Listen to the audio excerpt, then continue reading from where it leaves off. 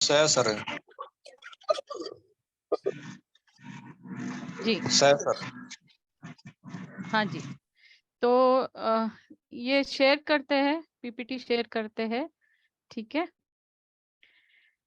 एक minute. Yes ma'am. हाँ या एक मिनट।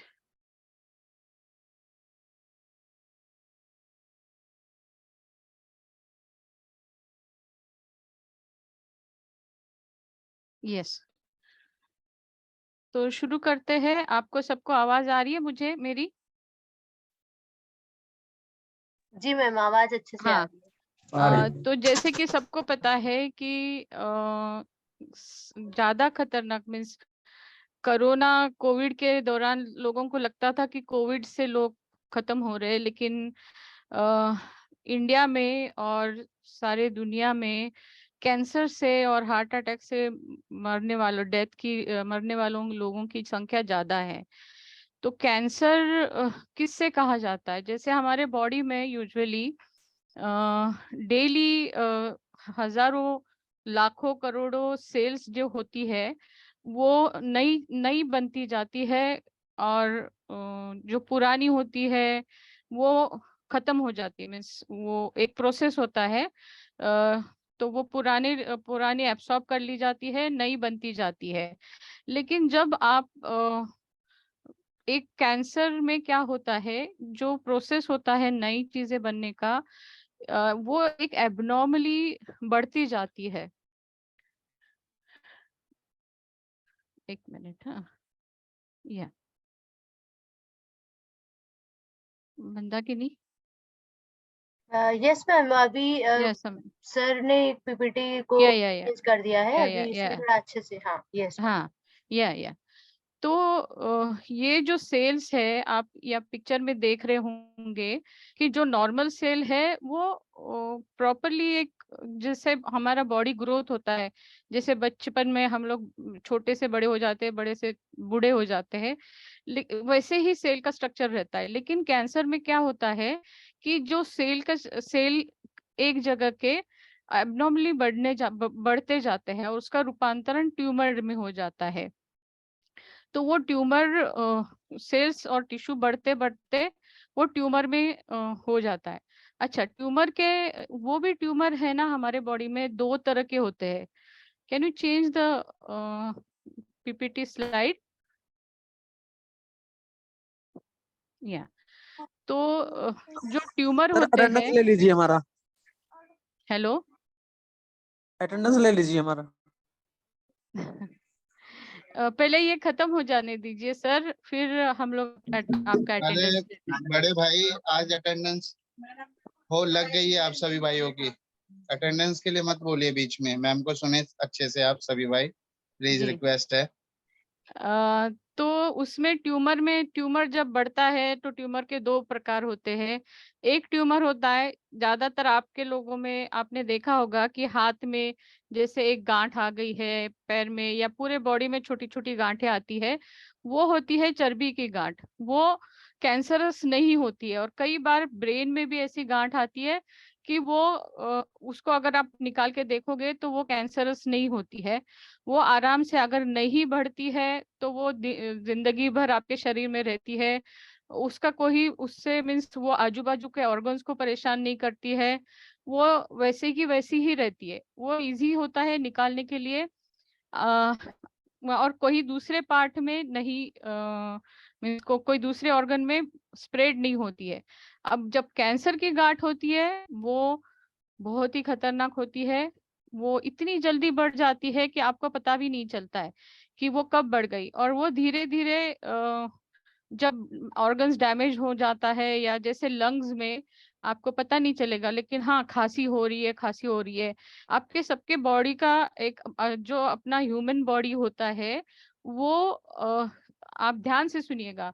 ह्यूमन बॉडी होता है वो कोई भी इन्फेक्शन हो, कोई भी फॉरेन बॉडी हो या कोई भी एबनॉर्मल थिंग हो तो आपको साइन देती है कि ये आपको हो रहा है। और ज्यादातर 90% लोग क्या करते हैं, उसको निग्लेक्ट करते हैं कि अरे छोड़ो। क्योंकि हमारे यूजुअली इंडिया में क्या है कि हेल्थ को हम लोग सीरियसली नहीं लेते।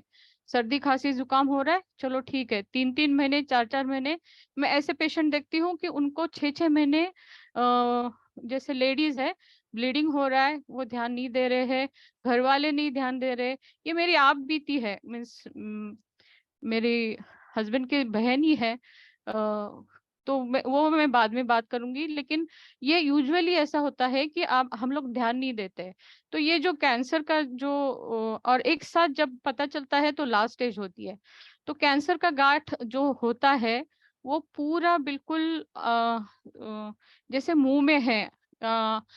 आप में से कई सारे लोग यूजुअली देखते होंगे कि गुटखा खा रहे हैं, तंबाकू खा रहे हैं डेली बेसिस पे, और बहुत ज्यादा गुटखे से तो बहुत ज्यादा लोगों की लाइफ खराब हो रही है।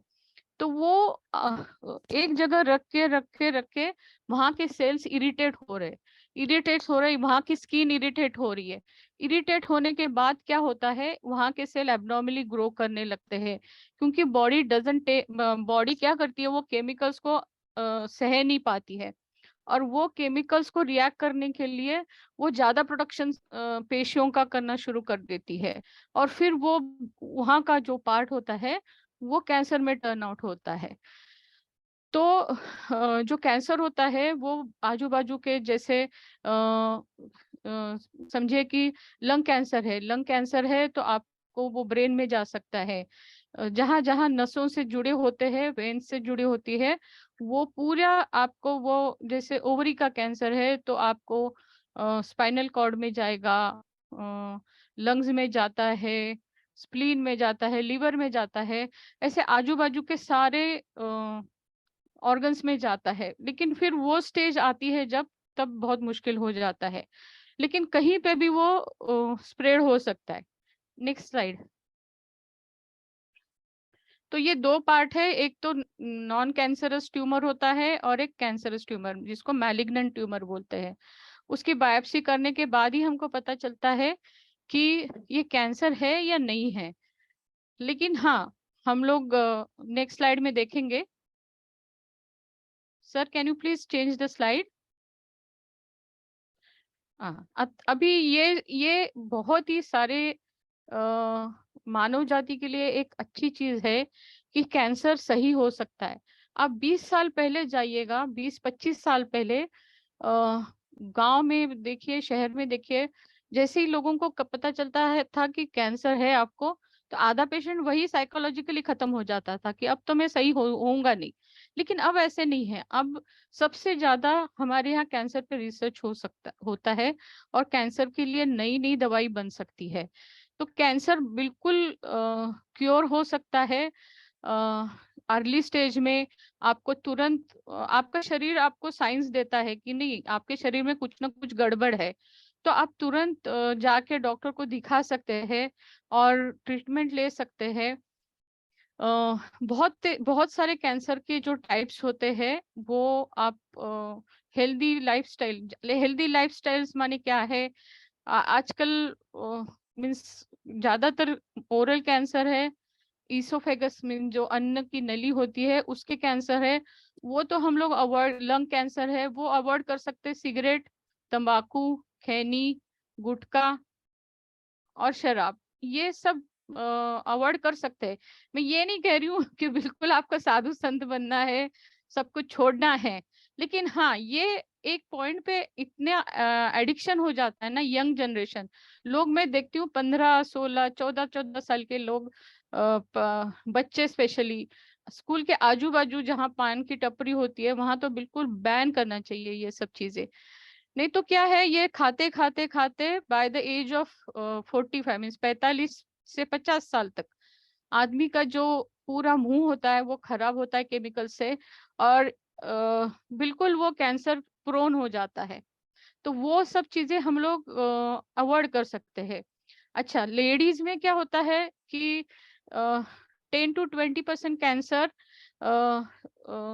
हम लोग समझ सकते हैं, सेल्फ एग्जामिनेशन करने के बाद पता चल सकता है। जैसे कि ब्रेस्ट कैंसर है तो वो लेडीज को पता चलता है कि खुद चेक कर सकते हैं वो, और फिर डॉक्टर के पास जा सकते हैं। और 50 to 60% आप डॉक्टर के पास आपको साइन मिलेंगे, शरीर को साइंस मिलेंगे, जैसे कि लंग कैंसर है, आपको खांसी हो रही है, मुंह का कैंसर है, तो अल्टीमेटली यहाँ पे आपको छाला पड़ा हुआ है या गांठ है।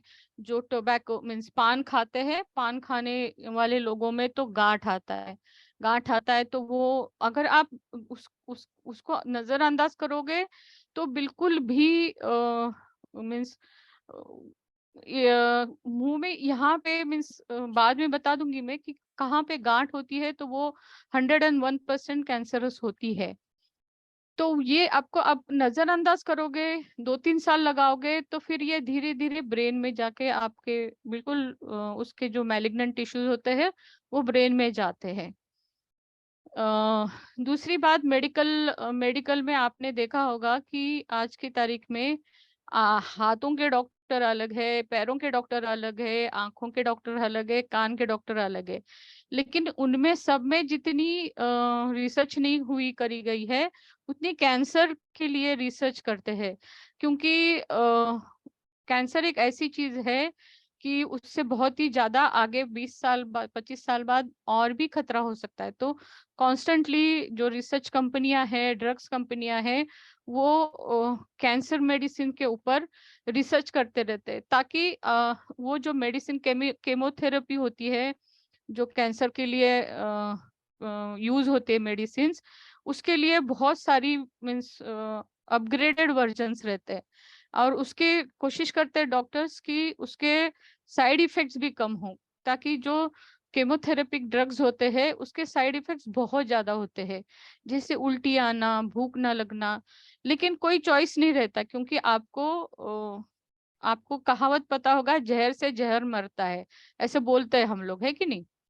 तो उसके लिए अगर इतना कैंसर का वो टिश्यूज ग्रोथ होता है तो उसके लिए थोड़ा पावरफुल दवाई चाहिए होता है, तो वो हम लोग मीन्स दवाइयाँ है, अर्ली डायग्नोसिस है, इसलिए मैं आप सबको बता रही हूँ, क्योंकि आप थोड़ा भी मीन्स आजू बाजू या खुद को आपको ऐसा कुछ लगे तो आप तुरंत डॉक्टर के पास जा सकते हैं और कंसल्ट कर सकते हैं। अब नेक्स्ट स्लाइड में देखते हैं। जी एक मिनट जी नमस्कार। नमस्ते। जब कान के पास आपकी आवाज सही नहीं आ रही है सर जी, कट रही है।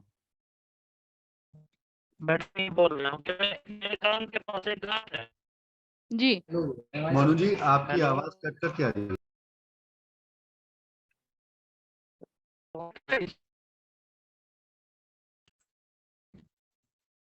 हेलो जी जी। अरे भाई मेरे से खड़े हो जाओ, नेटवर्क मिलने लगेंगे उसमें।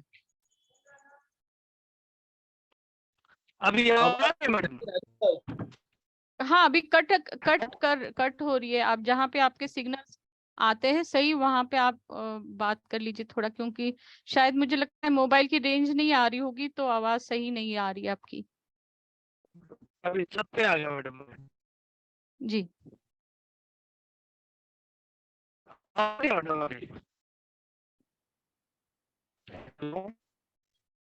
नहीं सर जी, आपकी आवाज कट रही है। Sorry, thank you madam. Okay, आप ऐसा भी कर सकते हैं कि अपने सवाल को चैट में लिखकर डाल दें, हम लोग पढ़ लेंगे, और अगर अभी जवाब देना है तो अभी, या फिर जब उसका समय आने पर जवाब देना होगा जिस सत्र के बीच में ही, तो हम उसका जवाब दे देंगे। आप चैट पर लिखकर डाल दीजिए, आप परेशान ना होइए। Okay sir. नहीं ऐसा ओके करते हैं सर, ये मेरा सेशन मीन्स ये खत्म होने दीजिए, फिर मैं सबके जवाब जो भी आपकी शंका है उनके मैं आंसर्स दे दूंगी, ठीक है? और आगे गाइड भी कर सकते हैं आपको कि ओके कहाँ कुछ परेशानी है तो, ठीक है? ओके जी। Okay ma'am. ठीक है। तो ये कैंसर किन लोगों में होता है, इसके लिए मैं अब बताऊंगी।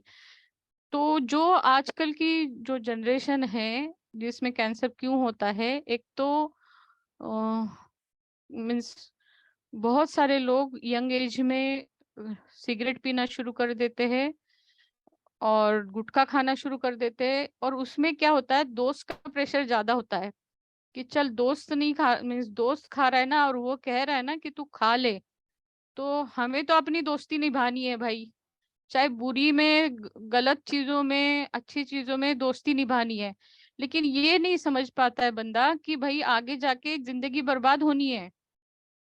कुछ अच्छी चीजों में तो दोस्ती निभा सकते हैं ना। तो ये क्या होता है कि धीरे धीरे दोस्त दारू पी रहे, चलो दारू पीते हैं, दोस्त तंबाकू खा रहे, चलो तंबाकू खाते हैं।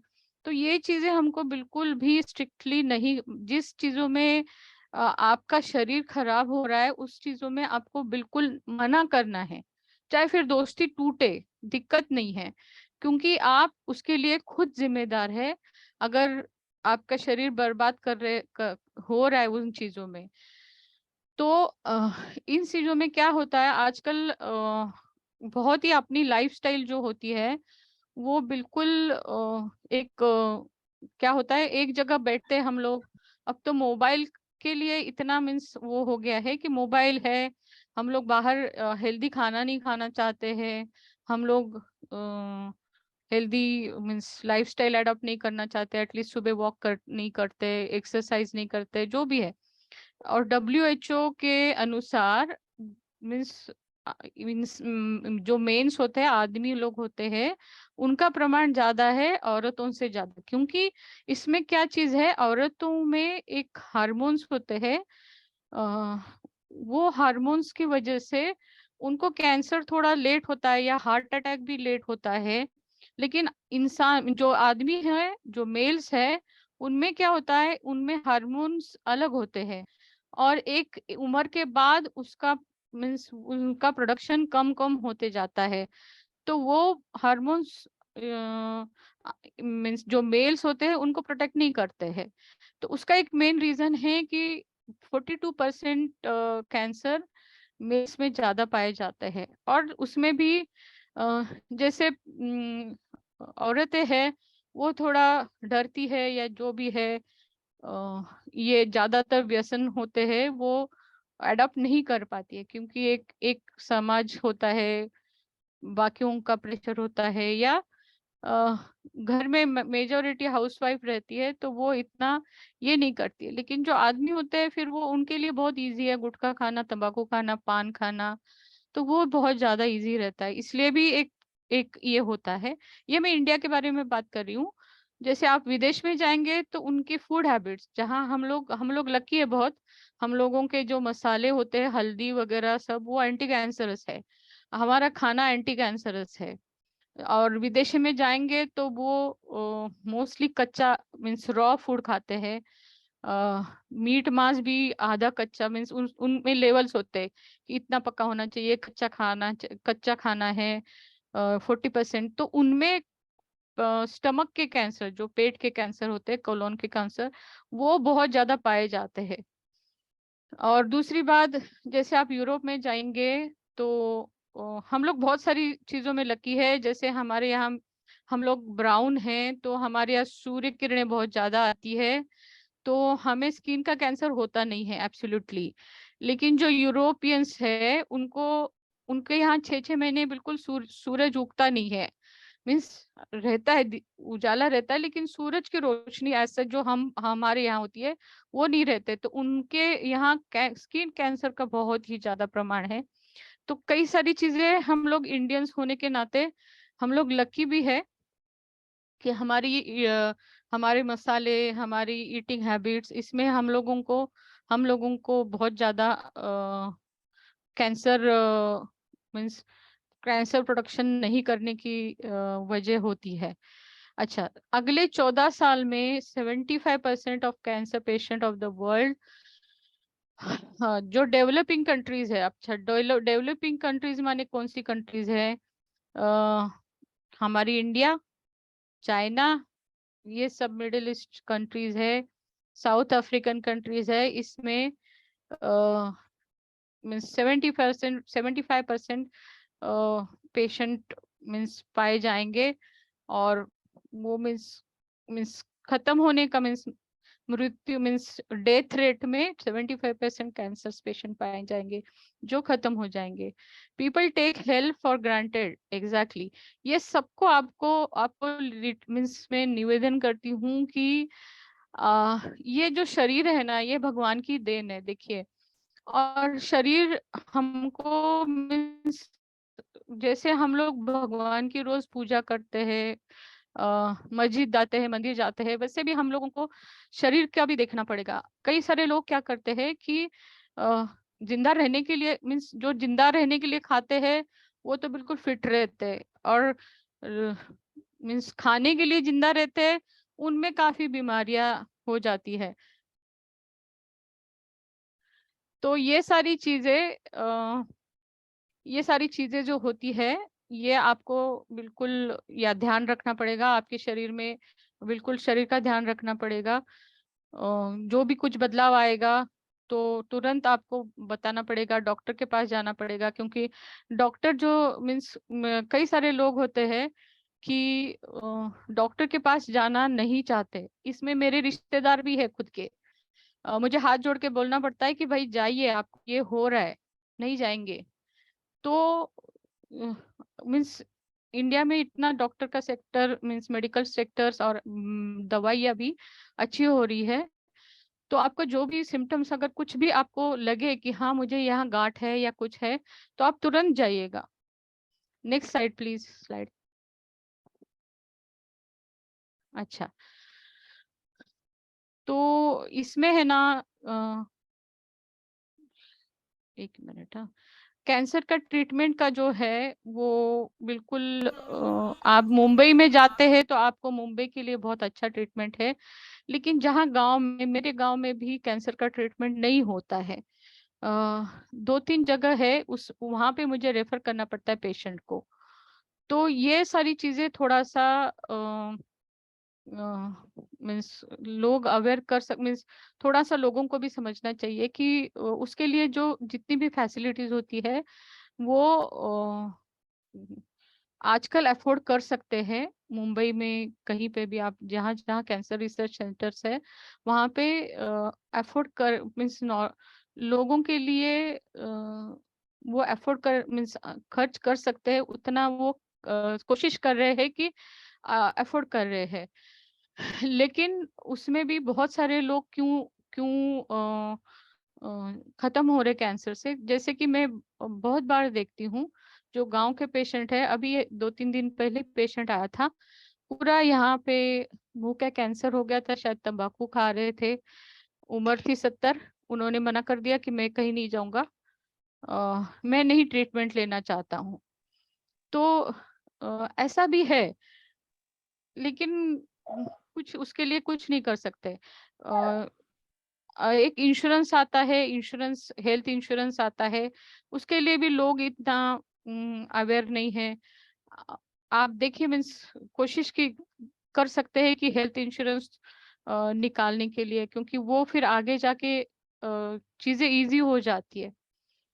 और स्पेशली जो क्रोनिक डिसीजेस होते हैं जैसे कि हार्ट अटैक, कैंसर और कई सारे मीन्स डायबिटीज वगैरह, तो इंश्योरेंस कवर करता है और इंश्योरेंस सारे पैसे देता है। जैसे कि आप 1,000 रुपए हर महीने निकाल के दे रहे हो इंश्योरेंस के लिए, तो वो एक आप इमरजेंसी एडमिट हो जाएंगे तो वो जितना भी खर्चा है वो सब हैंडल कर सकता है। और कैंसर क्योर होता है, ये मीन्स बताने का ये मकसद है मेरा कि कैंसर क्योरेबल है। नेक्स्ट पे जी। अच्छा, कैंसर के जो मेन आपको साइंस है जो आपके शरीर में हो रहे हैं, तो इसमें आप मैं बता रही हूँ। एक तो क्रोनिक कॉन्स्टिपेशन। क्रोनिक कॉन्स्टिपेशन माने आप लैट्रिन नहीं हो रही है, एक साथ आपको बिल्कुल लैट्रिन 2-3 दिन बाद हो रही है, या लैट्रिन की जगह से खून निकल रहा है।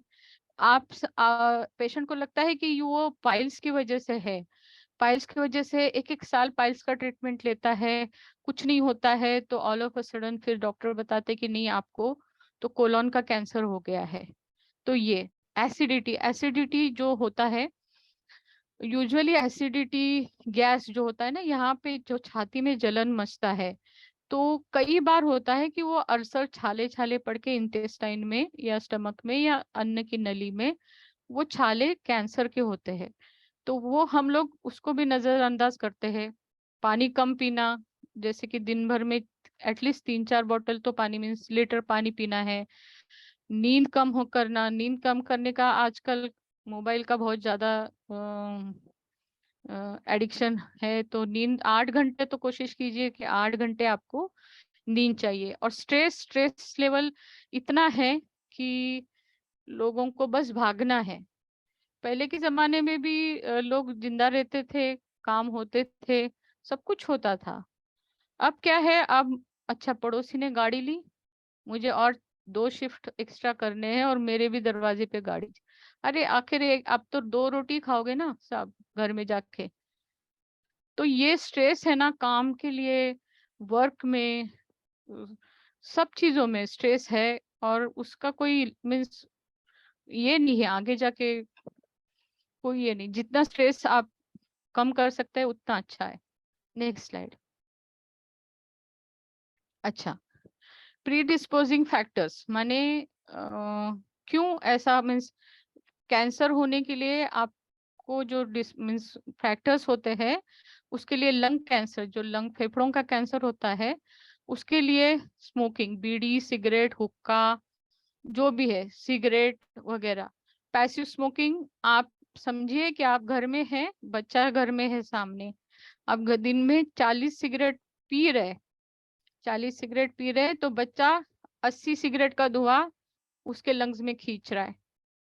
ठीक है, तो ये पैसिव स्मोकर, जो आजू बाजू आपके घर में जो बैठे हुए हैं, वो आपसे डबल स्मोक इनहेल कर रहे। आप क्या कर रहे हैं, स्मोक अंदर ले रहे, बाहर छोड़ रहे। उनके यहाँ ऐसा नहीं है, वो तो अंदर ही ले रहे ना, वो तो छोड़ नहीं रहे धुआं नहीं छोड़ रहे, तो वो ज्यादा हाई रिस्क लेवल पर है। आपकी फैमिली, आपके कलीग्स, आपके ऑफिस में जो भी है, उनके सामने आप जो स्मोक करते हैं, आप तुरंत हटिएगा। एनवायरमेंट पोल्यूशन, उसके लिए बिल्कुल हम कुछ नहीं बोल सकते, क्योंकि पॉलिटिशियंस और कई सारी रीजंस है। तो वो पोल्यूशन, आप सिर्फ मास्क यूज कर सकते हैं। अब हम लोग अभी कोविड चला गया, फिर भी मैं बच्चे बाहर जाते हैं तो मास्क यूज कर सकते हैं, क्योंकि वो अच्छी हैबिट है। हेलो अल्कोहल पीना। हेलो हेलो जी जी मैडम, आनंद बोल रहा था, यस कराल। जी बताइए। जी मैडम, मेरा ये कहना था कि मेरे शरीर में इन्फेक्शन पहला, वो दाद बोलते हैं ना, दाद हो रही है। जी हाँ मैडम, दाद हो रही है मेरे यहाँ।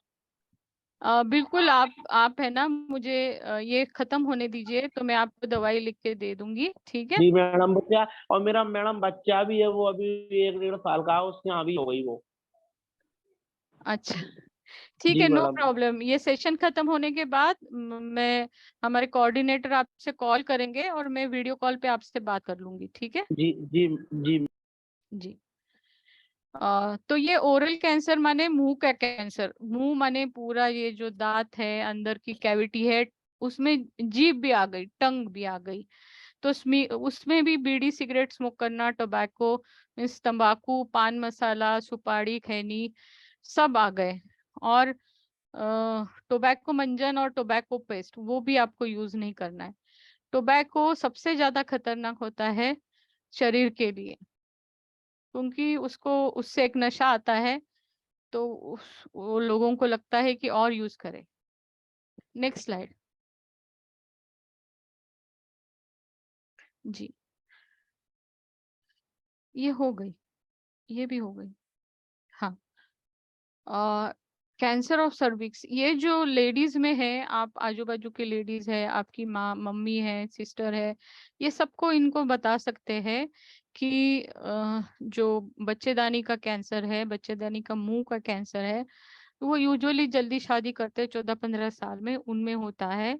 बहुत सारे बच्चे पैदा होते हैं, उसकी वजह से भी वहाँ की जगह इरिटेशन होता है, या वहाँ पे abnormal ग्रोथ हो जाती है बार बार प्रेगनेंसी की वजह से।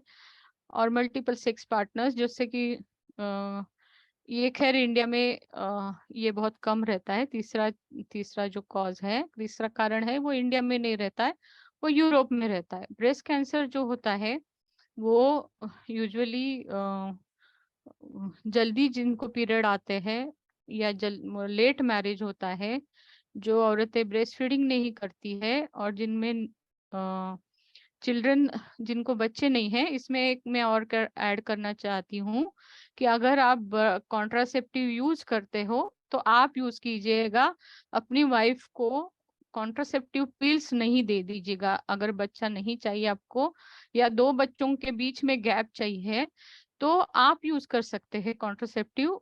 अगर आप आपके वाइफ को कॉन्ट्रासेप्टिव जो ओसी पिल्स आती है ना वो देंगे तो उसमें बहुत ज्यादा ब्रेस्ट कैंसर मीन्स बच्चेदानी का कैंसर होने की आशंका रहती है। तो कोशिश कीजिए कि ये चीजें अवॉइड कीजिए। ठीक है, नेक्स्ट।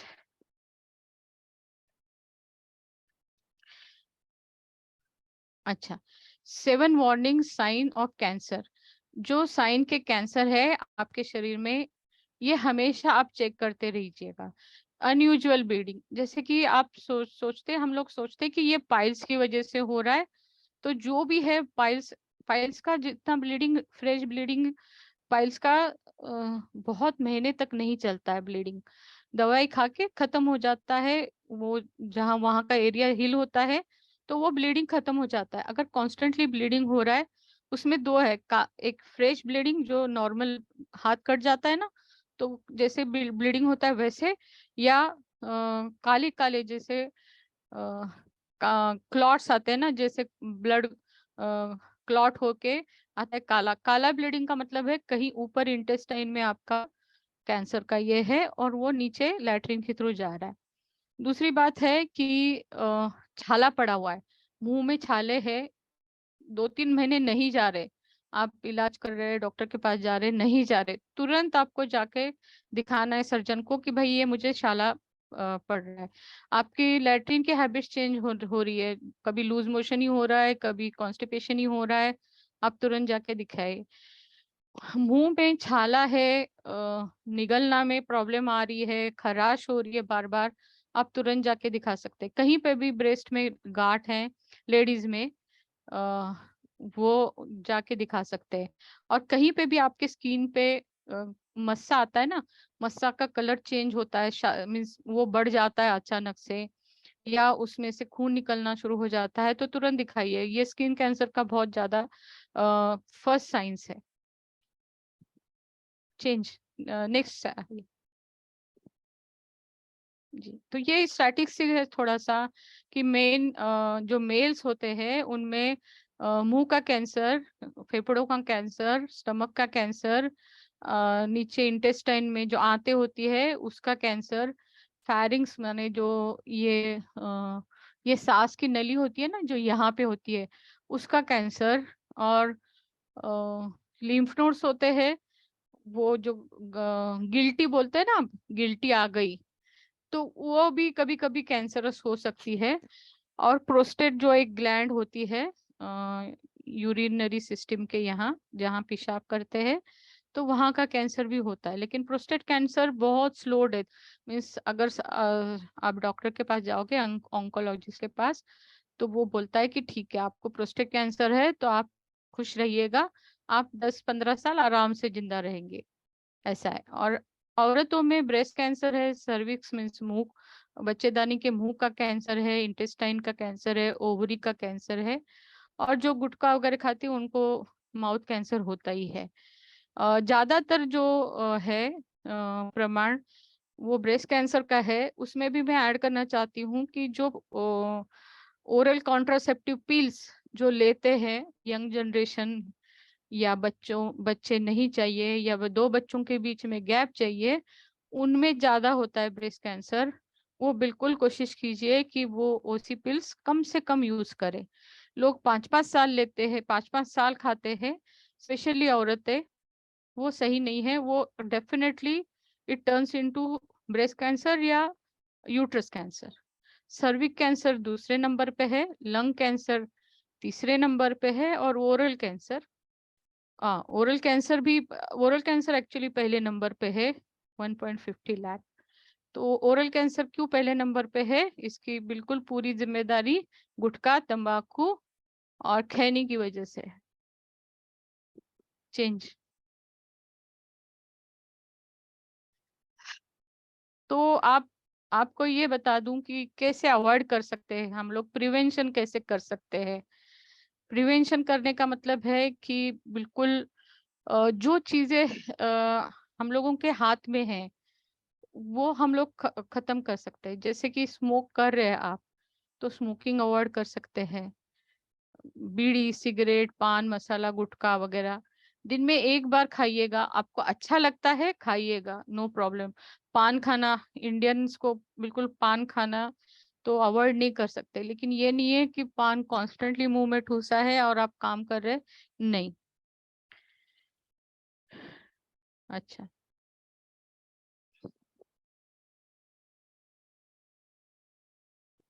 मैं आपको जवाब दे देती हूँ, ठीक है। अभी मुझे मीन्स क्वेश्चन पूछा गया है, अगर बच्चा नहीं हो रहा है उसके लिए कई साल तक मेडिसिन खाने के बाद बच्चा हो गया, इसमें कैंसर के चांसेस है नहीं है ना मैम? नहीं, क्योंकि जो बच्चा होने के लिए दवाई है वो कम्प्लीटली अलग है। वो ओरल कॉन्ट्रासेप्टिव पिल्स नहीं होते हैं। उसमें क्या होता है, आपको ओव्यूलेशन के लिए यहाँ पे ओसी पिल्स जो होती है आपका ओव्यूलेशन बंद कर देती है। वो बंद करने का मतलब है कि उनके साइड इफेक्ट्स आपके बॉडी में पड़ते हैं। और बच्चे नहीं हो रहे, बच्चा हो गया तो डेफिनेटली वो ओव्यूलेशन के लिए आप मीन्स हार्मोन्स आपको दे रहे, तो उससे तो कैंसर के चांसेस बहुत कम है, ठीक है। और डेफिनेटली हम है ना क्वेश्चन आंसर बाद में करते हैं, ठीक है। तो अब हम लोग इस बार मीन्स इस पीपीटी में देखेंगे कि हम लोग कैंसर कैसे अवॉइड कर सकते हैं। तो आप पहला तो रीजन है कि बिल्कुल सिगरेट, बीड़ी, तंबाकू कम कर दीजिए, धीरे धीरे कम कर दीजिएगा। अगर आप दिन में 10 पुड़िया खाते हैं, मैं अपने पेशेंट को बताती हूँ कि जैसे यहाँ पे एक पुड़िया आती है कम से कम 50 रुपए की समझो, तो 50 रुपए का एक पुड़ी आती है, तो वो आदमी 10 खा रहा है तो 500 हो गए, ठीक है। 500 में वो घर का राशन भर सकता है। घर का राशन नहीं भर सकता है तो बच्चों को एप्पल्स वगैरह हेल्दी चीजें दे सकता है। खुद के शौक जो होते हैं उससे बजाय कैंसर दिलवाने के, आप या नहीं आपके बीवी बच्चों को देना है, आप खुद खा लीजिए, आपके शरीर के लिए अच्छा है ना। Have healthy diet, that is eat whole grains, fresh fruits और vegetable। डेफिनेटली आप जितना हरी सब्जियां खाएंगे, फ्रूट्स खाएंगे और दालें वगैरह खाएंगे, वो उतना आपके लिए, शरीर के लिए अच्छा है। दूसरी जैसे कि लिमिट हाई कैलोरी फूड, जैसे कि आपने अगर इसमें से सब लोग आप फेसबुक देखते होंगे, यूट्यूब के वीडियोस देखते होंगे और उसमें भी खाने पीने के जो ब्लॉगर्स आते हैं वो देखते होंगे, तो बिल्कुल वो जो स्ट्रीट फूड है उसमें जो इतनी लेयर मोटी मोटी चीज की डाल रहा है बंदा, मीन्स नहीं, वो सही नहीं है। तेल तेल डाल रहा है, पाव भाजी में बटर डाल रहा है, वो एक्चुअली सब आर्टिफिशियल बटर है। व्हाइट बटर जो अपनी माँ निकालती है घर में वो सबसे बेस्ट है। आपको प्रोसेस फूड खाने की जरूरत नहीं है। आप जितना प्रोसेस फूड खाएंगे, वो बाहर का बटर है, जितना भी चीज है, वो शरीर को हार्म करता है। जैसे कि avoid exposures to cleaning fluid, paints, thinner. हाँ, आप ये इसमें से आप ये मीन्स ये आपके लिए है स्पेशली, जो आप केमिकल से आपका जो अगर संबंध आ रहा है, पेंट की जो फ्यूम्स आते हैं, जो खेती में ये डालते हैं ना, पेस्ट कंट्रोल मीन्स कीड़े नहीं लगने के लिए केमिकल्स डालते हैं, वो सब चीजें है ना बहुत ही ज्यादा हाईली खतरनाक होते हैं। और स्पेशली ये 15 साल में देखती हूँ कि प्लास्टिक का जो यूज होता है हमारे, बिल्कुल प्लास्टिक घर में ऐसे घुस गया है ना कि हम लोग बिल्कुल टिफिन बच्चों को सब चीजें प्लास्टिक में डाल डाल के, प्लास्टिक के डब्बे में डाल डाल के दे रहे हैं। ये सारी चीजें मैंने धीरे धीरे चेंज करी है, खुद के अनुभव से बता रही हूँ मैं आपको। तो ये कहीं ना कहीं आपको चेंज करना पड़ेगा। 20 साल पहले जाइए आप अपने घर में, हमारे अपने पास स्टील के डब्बे रहते थे, स्टील के सारे कंटेनर रहते थे घर में, स्टील के अलावा कुछ था ही नहीं, ठीक है। दूसरी बात, आप बीवी से ऑनेस्ट रहिए, ज्यादा पार्टनर्स चेंज मत कीजिएगा, जितने करेंगे उतना दोनों साइड, दोनों पार्टीज को बहुत ही ज्यादा परेशानी होंगी। एक दूसरे के वायरस जा सकते हैं और कैंसर हो सकता है। जैसे बहुत ज्यादा धूप में प्रैक्टिस सन सेफ्टी, मीन्स धूप में बहुत ज्यादा आपका काम है तो थोड़ा मीन्स वाइट गमछा ले लीजिए या सन ग्लासेस यूज करिए। अगर HIV हो गया है किसी को, हेपेटाइटिस बी, HIV तो बहुत कम आजकल होता है क्योंकि अवेयरनेस ज्यादा है लोगों में, लेकिन हेपेटाइटिस बी और सी अभी भी लोगों में होता है, पता नहीं चलता है। तो वो थोड़ा सा आप ये कर लिए। पैपिलोमा वायरस हो जो main sex transfer, sexually transfer disease है, तो वो थोड़ा अवॉइड कर दीजिए। और हेपेटाइटिस बी और सी के लिए तो, और पैपिलोमा वायरस के लिए भी वैक्सीन आई हुई है, तो वो दे सकते हैं आफ्टर 18, आफ्टर 16 दे सकते हैं। लेकिन ये हेपेटाइटिस बी और ह्यूमन पैपिलोमा वायरस हमारे कंट्री में इतना चलन नहीं है, यूरोपियंस में बहुत ज्यादा देना पड़ता है क्योंकि वो एक्सपोज होते ज्यादा। अच्छा, शराब जो अगर पी रहे हो तो शराब बिल्कुल रोज पी रहे हो तो बिल्कुल हफ्ते में एक बार कर दीजिए, क्योंकि एक बार धीरे धीरे क्या होता है, हंसी मजाक में से बियर से शुरू करते हैं लोग और एंड हो जाता है पूरी पूरी बॉटल विस्की की खत्म हो जाती है। तो वो बिल्कुल अवॉइड कीजिए। Avoid red meat. Red meat मैंने हमारे यहाँ हेलो जी, रेड मीट हमारे यहाँ मिलता नहीं है ज्यादा, तो इतना दिक्कत नहीं है। स्मोक्ड और स्मोक्ड फूड्स वगैरह ज्यादा गर्म नहीं खाना है, ज्यादा धुएं मीन्स कोयले में पका हुआ खाना नहीं खाना है।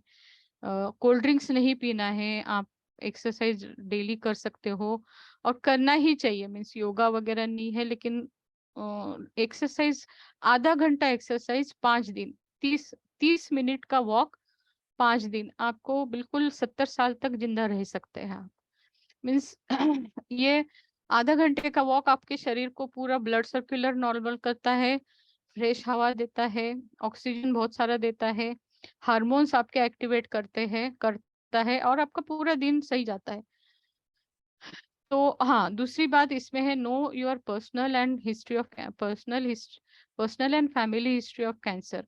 अगर आपके फैमिली में किसी को भी कैंसर है, जैसे पापा को है, बहन को हुआ है, तो वो क्या होता है, एक चीज होती है जेनेटिक, आपके जीन्स में जैसे DNA होता है ना, उसमें कैंसर का ये होते हैं, कैंसर म्यूटेशन होता रहता है। तो अगर आपके घर में डेफिनेटली मीन्स चाचा ताऊ, ज्यादातर मीन्स माँ की तरफ के जो पेरेंट्स होते हैं, हम अपने पिताजी के साइड के ज्यादा कैरी करते हैं जीन्स।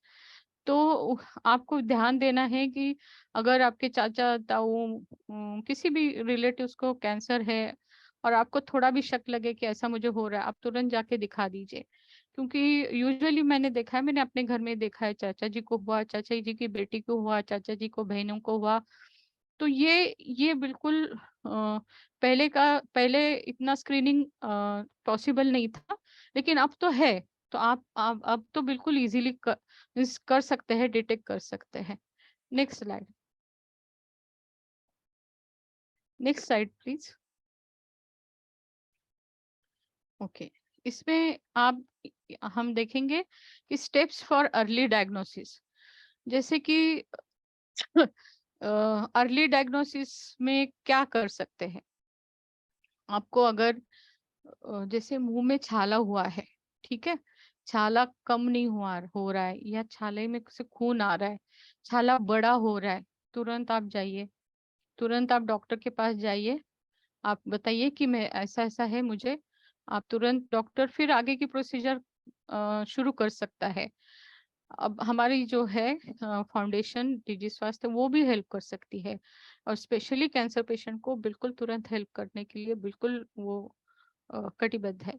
तो बिल्कुल आपको जैसे ही लगता है कि हाँ मुझे खांसी आ रही है, 4 महीने से खांसी नहीं हो रही, बंद नहीं हो रही है, खून निकल रहा है, ठीक है, तुरंत आप एक्सरे मीन्स डॉक्टर के पास जा सकते हैं। क्योंकि प्रॉब्लम क्या है, हम लोग जाते हैं पहले झोला छाप डॉक्टर के पास जाते हैं पैसे बचाने के लिए, लेकिन वो सही नहीं है। ठीक है, तो तुरंत जो और अगर आप शहर में रह रहे हैं तो बड़े अस्पताल में कैंसर की स्क्रीनिंग होती है, उनके पैकेजेस होते हैं, आप वो कर सकते हैं। नो मैम, फिर जैसे हमको खांसी आती है, हम सब कुछ बड़े बड़े डॉक्टर सब कुछ दिखा चुके हैं, कुछ निकलता है, बस कफ जमा निकलता है, वो भी दवा करने ठीक हो जाए, जब ठंडी आएगा तो अपने आप ठीक हो जाएगा। हाँ, तो ये जो आपकी खांसी है उसमें भी खांसी के प्रकार है, वो आप डॉक्टर ने आपको बताया होगा कि एक एलर्जिक अस्थमा होता है, जो अभी जो दिल्ली में जो लोग रह रहे हैं तो उनको जो वो चोक हो रहे हैं क्योंकि पोल्यूशन बहुत ज्यादा है दिल्ली में, तो वो भी एक रिलेटेड, हर एक खांसी ये नहीं होती है, कैंसर की नहीं होती है, उसमें भी वो डॉक्टर, इसीलिए मैं कह रही हूँ कि आप डॉक्टर के पास जाइए जो प्रॉपर एमबीबीएस डॉक्टर हो, एमडी डॉक्टर हो, क्योंकि वो तय करेगा कि आपको मीन्स एक्सरे निकालेगा, सीटी स्कैन करेगा, वो उसको उसके लिए तय करना इजी है कि आपको एलर्जिक खांसी है, अस्थमा है, आपको ट्यूबरकुलोसिस है या आपको लंग कैंसर है। ऐसे स्टेप बाय स्टेप उसकी प्रोसेस होती है, तो वो डॉक्टर ही कर सकता है। ठीक है, तो अगर आपको एलर्जिक खांसी है तो वो एलर्जी की वजह से कभी भी हो सकती है, उसके लिए अलग ट्रीटमेंट है, इनहेलर्स है, पंप है जैसे कि, तो वो आपको उसके लिए डॉक्टर के पास ही जाना पड़ेगा। ठीक है, अगर आपको और बिल्कुल लास्ट है, suspected cancer cases should be investigated, means अगर पक्का पता है कि आपको लग रहा है कि मींस कैंसर है, तो आप तुरंत जा सकते हैं और कैंसर की जांच करवा सकते हैं बड़े अस्पताल में। Next slide. Okay, thank you. ठीक है, अब यदि किसी का सवाल है, जी सबसे पहले अगर आप लोग जानते हैं कि हाथ कैसे खड़ा करना होता है हमें जून पर, तो आप हाथ खड़ा कर दीजिए, जो भी लोग सवाल करना चाहते हैं और वो जानते हैं कि हम हैंडल कैसे करते हैं। हरिओम जी, बहुत सुंदर हरिओम जी। अब आप अपना माइक खोलिए और आपका सवाल रखिए। जी, आप स्लाइड बंद कर दीजिए तो मुझे पूरी स्क्रीन दिखाई देगी। जी जी बोलिए। मैडम, मैं ये पूछ रहा था, जी, ये लेडीज के अंदर कौन सा हार्मोन्स होता है? ये लेडीज के अंदर काफी सारे हार्मोन्स होते हैं सर जी। एक तो ईस्ट्रोजन होता है, ईस्ट्रोजन होता है, वो बहुत पावरफुल होता है, जिसमें बच्चे पैदा करती है ना वो, तो उस पीरियड में जैसे उनके महीने शुरू हो जाते हैं 12 साल के लेकर 50 साल तक, तो उनमें जो हार्मोन्स होते हैं जैसे ईस्ट्रोजन हार्मोन्स होते हैं, या काफी सारे, मीन्स आपको बताऊंगी तो आपको समझ में नहीं आएगा, लेकिन वो थोड़े प्रोटेक्ट करते हैं लेडीज को। ये आप पहले नहीं कर रही थी, मर्दों का ज्यादा होता है हाँ हाँ, क्योंकि बिल्कुल, क्योंकि लेडीज के हार्मोन्स उनको प्रोटेक्ट करते हैं। मर्दों में जो हार्मोन्स होते हैं टेस्टोस्टेरोन, मर्दों में अलग हार्मोन्स होते हैं, तो वो क्या करते हैं, वो थोड़े मीन्स इतना प्रोटेक्ट नहीं कर पाते हैं, और उसमें 2-3 चीजें और फैक्टर है कि लेडीज देखिए घर में रहती है, बीड़ी सिगरेट, क्योंकि सास वो मीन्स उसके ऊपर सबका प्रेशर रहता है, सास है, ससुर है और बच्चे हैं, उनके माँ बाप, उनके पेरेंट्स है, तो वो थोड़ी ना आपके जैसे, मीन्स अगर सपोज मैं आपको उदाहरण दे रही हूँ, आप बाहर जाके तंबाकू बीड़ी सिगरेट पान जितने आराम से खाते हैं उतने वो नहीं खाती है ना। ठीक है ना, तो इसके लिए उनको लेडीज को क्या होता है, ज्यादातर ब्रेस्ट कैंसर होते हैं, मुंह का कैंसर वगैरह नहीं होता है। और ब्रेस्ट कैंसर भी मैंने कहा ना कि ब्रेस्ट कैंसर होने का मीन्स कई सारे रीजन है, उसमें से एक कारण आजकल में ओसी पिल्स की वजह से होता है, या वो मीन्स जो जिसको बच्चे नहीं है वो होता है। और ब्रेस्ट कैंसर ऐसा नहीं है कि वो, मैंने पेशेंट देखे 20 साल से लेके 60 साल तक किसी भी उम्र में आजकल हो रहा है, क्योंकि अपनी लाइफस्टाइल इतनी चेंज होती जा रही है, तो हमें उसका ध्यान देना पड़ेगा। ठीक है मैम, थैंक यू। जी मैम, आपसे एक सवाल पूछना चाह रहा मैं। जी, पूछिए पूछिए। जैसे आपका मेरा नाम क्या है सर जी? मेरा नाम दान सिंह केवट है मैम जी जी। मेरा जैसे दोस्त हैगा एक, जी उसकी वाइफ के बच्चे नहीं हो रहे जी जी, और उसने इलाज भी कराया, वो ये बोल रहे हैं कि इसमें बच्चेदानी नहीं है गई। नहीं, ऐसा नहीं हो सकता है सर जी।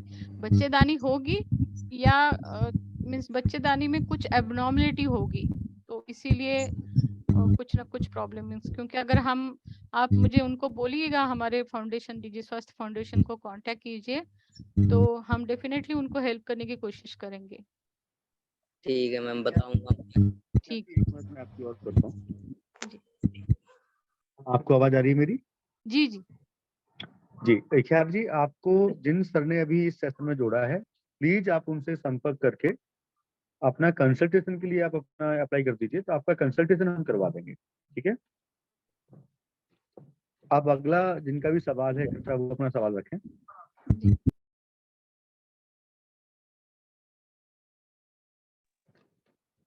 क्या किसी अन्य भाई का कैंसर से संबंधित कोई सवाल है?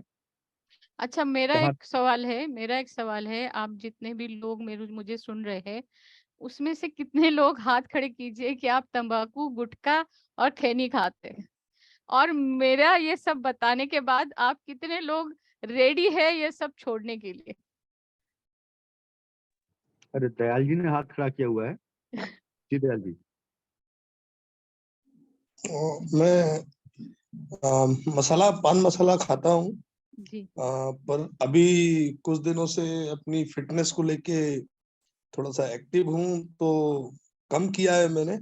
जहां मैं पहले दिन में 10 खाता था, अब दिन में 3 या 4 कर दिया है, क्योंकि हैबिट है, वो धीरे धीरे ही जाएगी। एग्जैक्टली इतनी मैं जल्दी मैं जाएगी तो मैं नहीं। यूजुअली पेशेंट को बोलती हूँ, क्यों अगर आप 10 साल से 10 पैकेट्स खा रहे हैं ना सर जी, तो एक साथ मैं बोलूंगी ना कि आज से बंद कर दीजिए, आपकी बॉडी नहीं मानेगी। आपको इतने विड्रॉल सिम्टम्स आएंगे, परेशानी होगी, तो 10 की बजाय 5 कर दीजिए, 5 की बजाय और फिर 2 कर दीजिए। मन भी नहीं मानता है, वो कहीं पैकेट लटके हुए दिख जाते हैं तो फिर वो मन भागता है उधर की, एक तो ले ही लो, एक से क्या होता है। नहीं, तो कोशिश कीजिए तो आप, इस पे कोशिश कंट्रोल कर रहे हैं अभी। बट मेरा एक क्वेश्चन ये था मैम, जी मेरा एक सन है, 8 साल का बच्चा है, जी उसको आर्थराइड है। ओके आर्थराइड है। तुम कई सारी रिपोर्ट मैंने मंदाकिनी मैम को भेजी हुई है। जी अभी ट्रीटमेंट चल रहा है।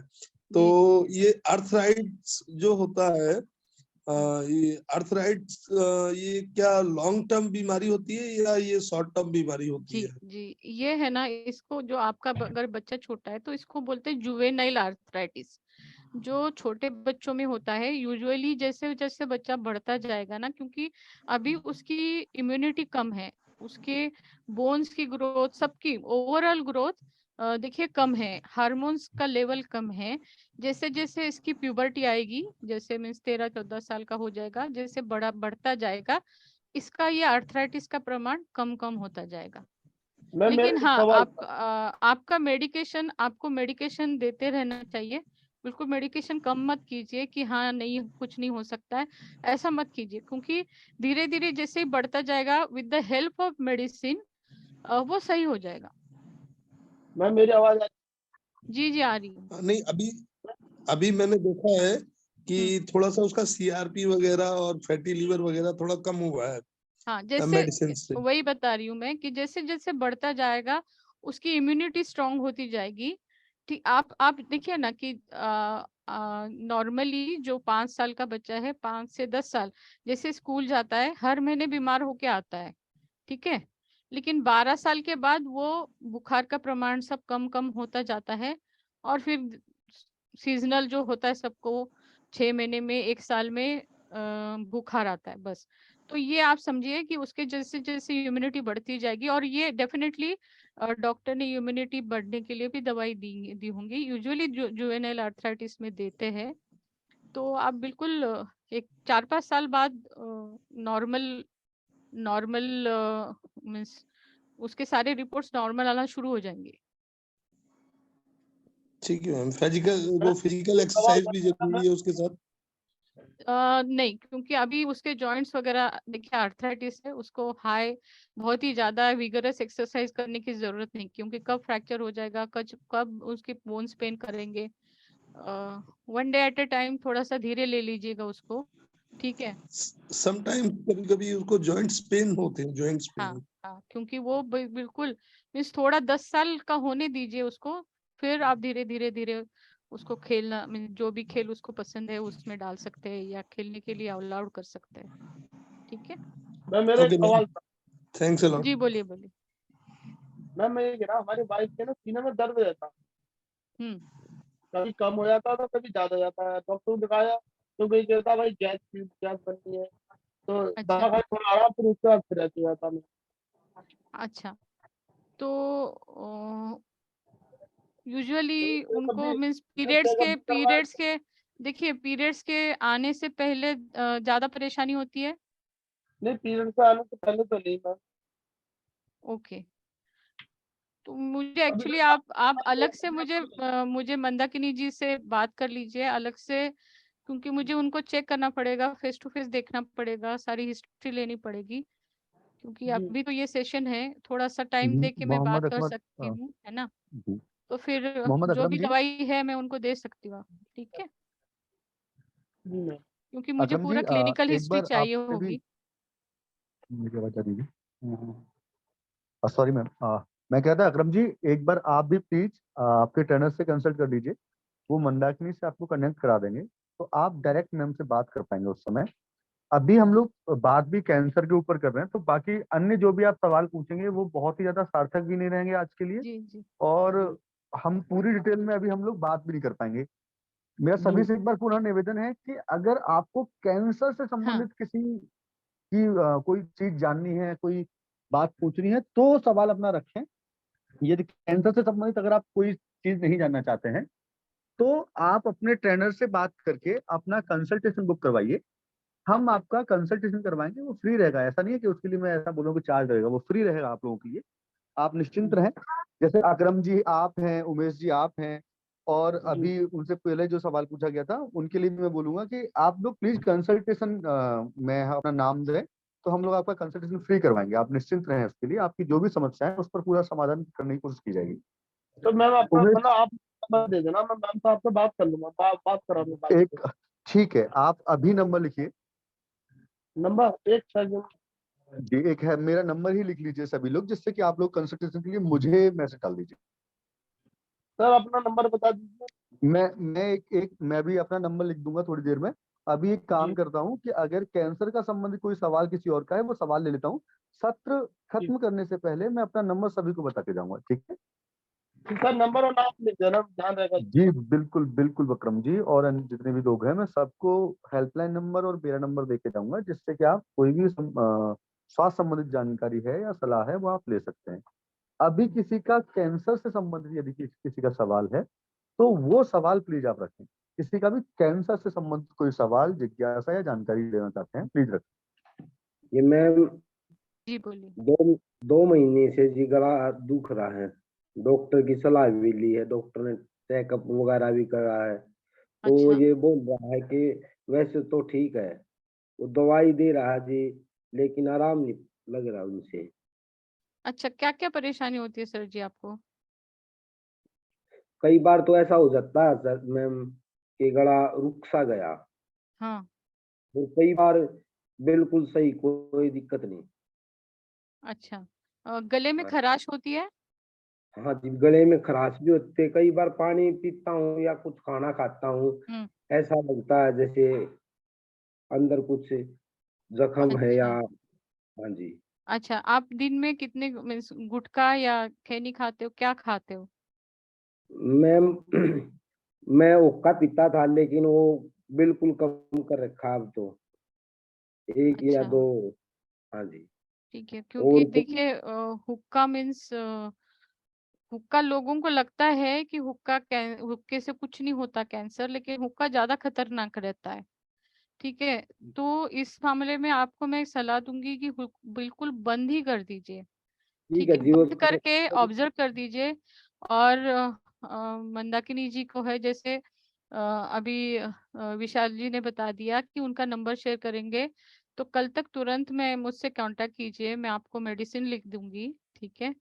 तो वो मेडिसिन से आराम मिलेगा तो बेटर है, बेस्ट है। लेकिन फिर आपको फिर नेक्स्ट प्रोसेस के लिए मैं बता दूंगी कि एंडोस्कोपी करनी पड़ेगी कि अंदर कोई छाला तो नहीं है, और फिर उसकी बायोप्सी कर दी जाएगी। वो आगे का प्रोसेस मीन्स हमारी टीम आपको गाइड कर लेगी। ठीक है मैम, ठीक है, ठीक है। लेकिन वैसे हुक्का मैं उससे सबसे पहले हुक्का बंद कर दीजिए, हुक्का सिगरेट बीड़ी सब बंद कर मैम दीजिए। बिल्कुल कर दिया, बंद कर दिया। मैं वैसे भी खाना भी बिल्कुल चबा के खाता हूँ अब तो, अच्छा अच्छा, बार बार चबा के खाता हूँ। जी जी या ठीक, रोड पे प्रूफ थी, डॉक्टर से सलाह ली थी, उससे दवाई ट्रीटमेंट उसी से चल रहा है अभी। जी तो उसमें कुछ दवाइयाँ लिख कर दे रखी है, मैं वे रोजाना लेता हूँ। ठीक है। तो ज्यादा आराम नहीं है, लेकिन कुछ 10-15% आराम है जी। अच्छा, वो दवाई भी शेयर कर लीजिएगा, तो मुझे आइडिया लगेगा कि आप कौन सी दवाई या प्रिस्क्रिप्शन आपके पास है, तो वो भी शेयर कर लीजिएगा। तो हम लोग definitely means next generation medicine दे सकते हैं जिससे कि आपको आराम पड़े। ठीक है, ठीक है जी, ठीक है जी। ठीक है। अन्य किसी भाई का कैंसर से संबंधित कोई सवाल है? चलिए, मुझे लगता है सवाल नहीं है, लेकिन किसी न किसी के मन में कुछ ना कुछ अभी भी शायद बाकी रह गया होगा। तो नहीं हमारे सर, साथ सर मेरा सवाल है। जी जी बताइए। जी, आपका सवाल है, आप सवाल रखें। जैसे कि वो औरत कोई नशा मुक्त नहीं करती, जे हमारी मौसी थी, जी उन्हें ब्लड कैंसर बना था, वो किस कारण बन जाता है मैम? नहीं देखिए, ब्लड कैंसर अलग बात है। कोई मैं ये नहीं कह रही हूँ कि जो नशा नहीं करता है उसको कैंसर नहीं होता है, उसको होता है, लेकिन उसकी जो शरीर की जड़न गड़न है ना, वो कहीं ना कहीं मीन्स थोड़ा सा डीएनए डिफेक्टिव रहते हैं, जो कैंसर के लिए प्रोन रहते हैं। उनके पुरखों में किसी को कैंसर हो गया होगा, या कई सारे उसके लिए फैक्टर्स है, वो किस प्रकार का खाना खाती है, उनकी शरीर की इम्यूनिटी कैसी है, उनका मीन्स शरीर कमजोर है क्या है, वो एक अलग आप मीन्स मेडिकल का ये पार्ट है। जैसे कि ब्लड कैंसर है तो डेफिनेटली ब्लड में कुछ उनके प्रॉब्लम्स होगा, या पहले से पैदाइशी प्रॉब्लम होगा, तो वो आगे जाके, लेकिन ब्लड कैंसर कब रिकवर हो सकता है, तो ऐसे कोई दिक्कत नहीं है। मैम और वो आपको मैं ब्लड, बताऊं कि कई सारे लोग ऐसे भी है दुनिया में, पेशेंट्स आते हैं, उन्होंने बिल्कुल भी कुछ भी चीज, शराब की बूंद, गुटखे का एक टुकड़ा भी नहीं, मीन्स ये तो यहाँ तक कि वो सौंफ भी नहीं खाते, लेकिन उसको कैंसर होता है। उन्हें उन्होंने का पूरा ब्लड पूरा पानी हो गया था मैम, ऐसा हो रहा था। तो शायद मीन्स या उन्होंने लेट गए होंगे डॉक्टर के पास, लेकिन जहां तक मुझे मीन्स पता है, ब्लड कैंसर क्योर हो सकता है जल्दी, अगर आप चाहोगे, पहचान में आएगा, पकड़ में आएगा, तो उसका क्योर है, ब्लड कैंसर का भी क्योर है। ओके, ठीक है, तो बहुत अगर बहुत आपके धन्यवाद। मौसी को हो गया है तो आप बिल्कुल सतर्क रहिएगा। घर में किसी को भी लंबे समय तक बीमार है, लंबे समय तक कुछ पर्टिकुलर साइन एंड सिम्टम्स है, तो उनको बोलिएगा कि भाई आप डॉक्टर के पास जाके चेक कर लीजिएगा। ठीक है। ठीक है, मैं देख पा रहा हूँ कि अहमद भाई आपने भी हाथ उठाया था, और दयाल जी फिर से आपका हाथ उठा हुआ है। मैं आप लोगों को लाइन पर लेने से पहले थोड़ा सा और कैंसर के बारे में प्रकाश डाल सकते हैं, और हमारे साथ अभी क्योंकि सौभाग्यवश मौजूद भी हैं हमारे सम्माननीय संदीप जी, जो स्वयं इस कष्ट से, इस पीड़ा से, इस सहनीय दौर से गुजरे हैं। मैं एक बार उनसे सम्मान के साथ कहूंगा कि आप आएं और हमें थोड़ा सा और संक्षेप में ही सही, क्योंकि मैं समझता हूँ आपके पास समय की थोड़ी सी व्यस्तता रहेगी, जैसे कि मैम के पास भी है। संक्षेप में ही सही आप ये बताएं लोगों को कि कैंसर किस प्रकार, मतलब हम उनको मतलब समझ सकते हैं, और कैसे उसको समय रहते हम बच सकते हैं, जैसे कि आपने जो अपने साथ, जो आपके साथ बीता है, आप उस बात को रखें। फिर मैं अहमद भाई और दयाल जी आप लोगों के सवाल को भी रखूंगा। ठीक है।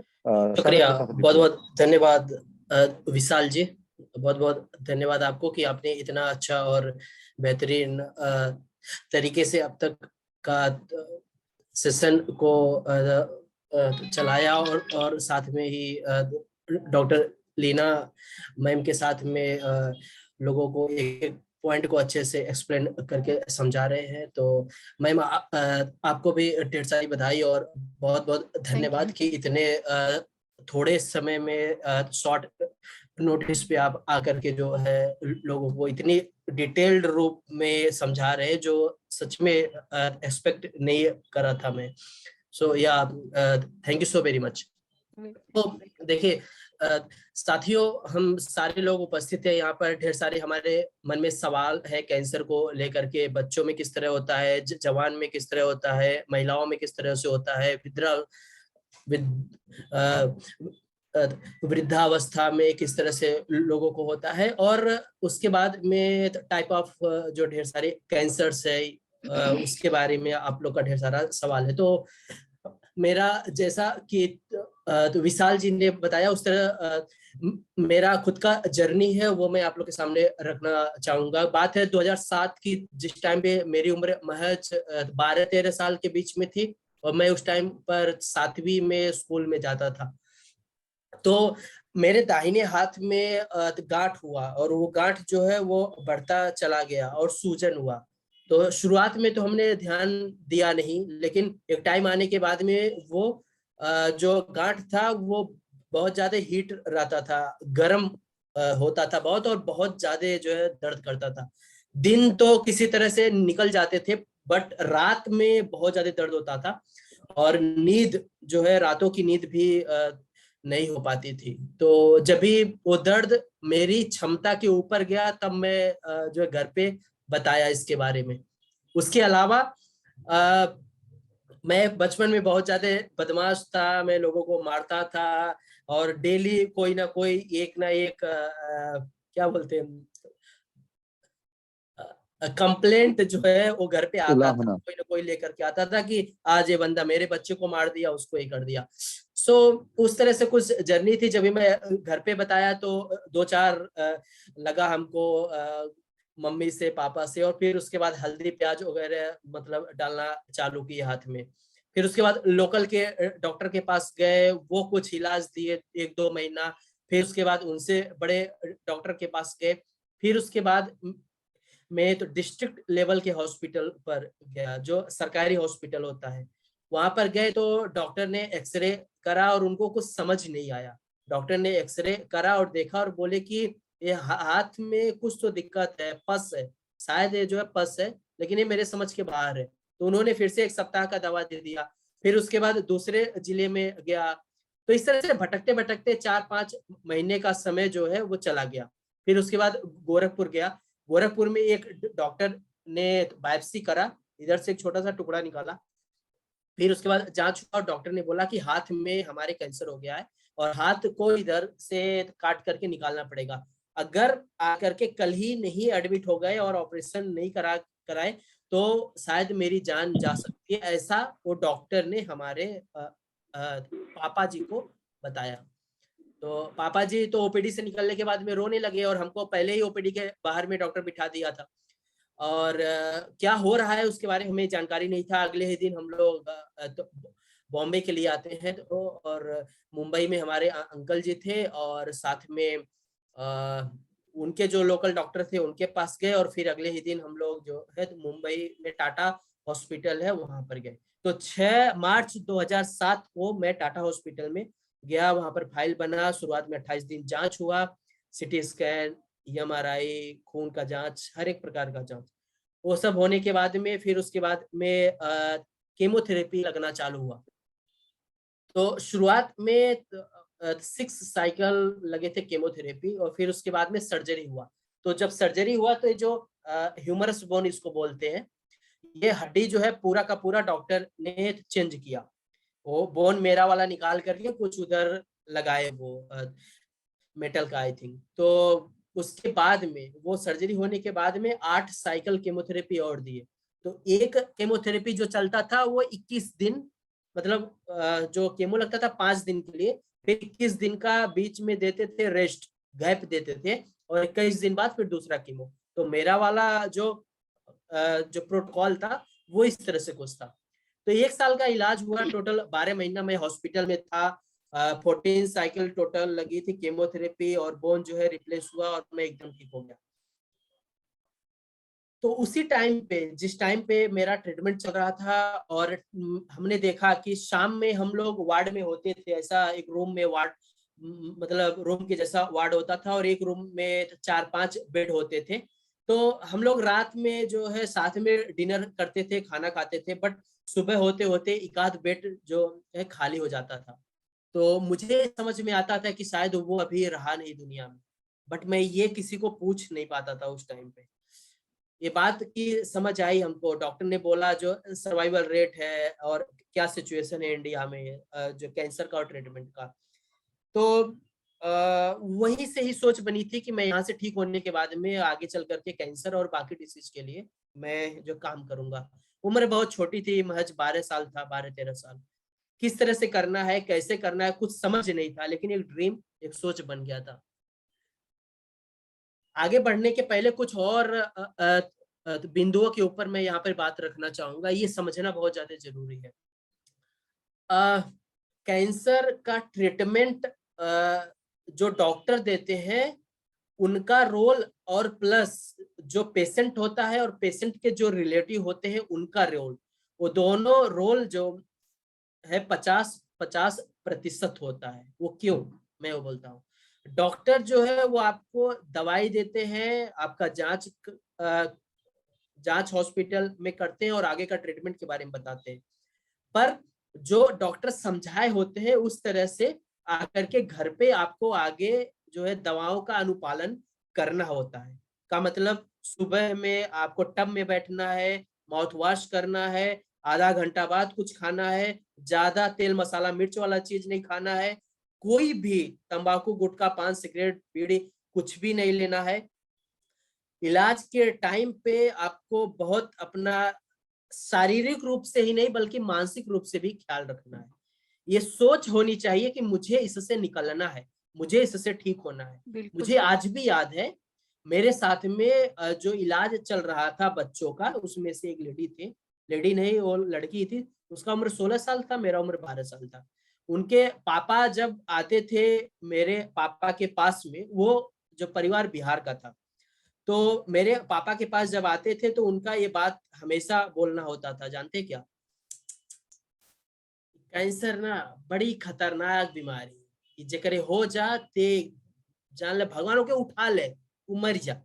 ये रोज रोज का जवन तकलीफ, रोज रोज का परेशानी, ये जवन सही ना जाने का मतलब क्या है। उनके बोलने का मतलब क्या था कि अगर कैंसर हो गया किसी को ना, तो ये पूरा जिंदगी और पूरी दुनिया और पूरा परिवार बर्बाद हो जाता है। बेटा बेटी किसी को भी हो, भगवान उठा ले उसको, मतलब वो रहे ही ना, इतना तकलीफ, इतना कष्ट झेलने को मिलता है। मैं तो छोटा था, मुझे तो समझ में आता था क्या बोल रहे हैं, मुझे बहुत गुस्सा लगता था और मन में आता था कि उनको मार दूं, बट कुछ नहीं कर सकता था। और दुर्भाग्य की बात है कि अगला 1-2 साल में, क्योंकि एक बार इलाज होने के बाद में 3-3 महीने पे फॉलोअप पे जाना पड़ता है, शुरू में 2 साल तक, फिर उसके बाद में 6-6 महीने पे जाना पड़ता है फॉलोअप के लिए। मैंने 6 महीने में एक बार हॉस्पिटल में जाकर के खून का जांच, एक्सरे वगैरह करके देखना होता है कि क्या बॉडी का स्थिति है। तो वो फॉलोअप जो है मतलब चलता रहता है। तो हमने देखा 1-2 साल बाद में वो बच्ची नहीं रही, मतलब इस सूचना मिला अभी वो दुनिया में नहीं है। तो और हमारे जहन में, हमारे मन में हमेशा क्या रहता था, जब भी इलाज चल रहा था मेरा उस टाइम पर, हम होंगे कामयाब एक दिन, हो मन में है विश्वास, हम होंगे कामयाब एक दिन। एक बात ये था, और दूसरा, इतनी शक्ति हमें देना दाता, मन का विश्वास कमजोर होना। तो वो जो शक्ति मिलती थी अंदर से ना, वो दुनिया में और कहीं से नहीं।